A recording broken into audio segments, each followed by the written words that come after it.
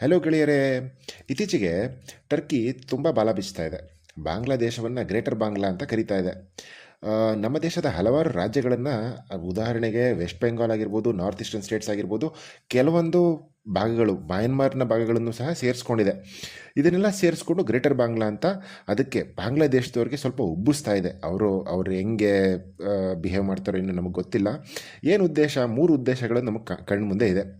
ಒಂದು, ಪಾಕಿಸ್ತಾನ ಬಲೂಚಿಸ್ತಾನವನ್ನು ಕಳೆದುಕೊಂಡಿರಬಹುದು, ಹಾಗೂ ಈ ಕೋಪವನ್ನು ಈ ಥರ ತೀರಿಸ್ಕೊಳ್ತಾ ಇದೆಯಾ ಟರ್ಕಿ ನಮಗೆ ಗೊತ್ತಿಲ್ಲ. ಇನ್ನೊಂದು ಏನಪ್ಪ ಅಂತಂದರೆ, ತನ್ನ ಡ್ರೋನ್ಗಳನ್ನು ನಮ್ಮ ಯುದ್ಧದ ಸಂದರ್ಭದಲ್ಲಿ ಪಾಕಿಸ್ತಾನಕ್ಕೆ ಕೊಟ್ಟಿತ್ತು.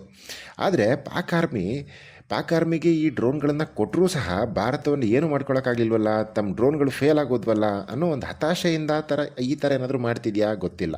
ಅಥವಾ ಟರ್ಕಿನ ಬಿಟ್ಟು ಅದರ ಪಕ್ಕದ ದೇಶವಾಗಿರುವ ಗ್ರೀಸ್ಗೆ ನಾವು ಹೆಚ್ಚು ಮಹತ್ವವನ್ನು ಅಥವಾ ಮಾನ್ಯವನ್ನು ಕೊಡ್ತಿದ್ದೀವಲ್ಲ ನಾವು ಭಾರತದವರು, ಅದಕ್ಕೇನಾದರೂ ಈ ಥರ ಮಾಡ್ತಿದೆಯಾ ಅದು ಗೊತ್ತಿಲ್ಲ.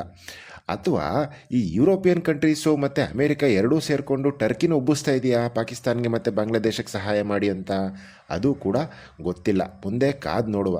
ಕಾಯ್ದರೆ ಎಲ್ಲ ಗೊತ್ತಾಗುತ್ತೆ.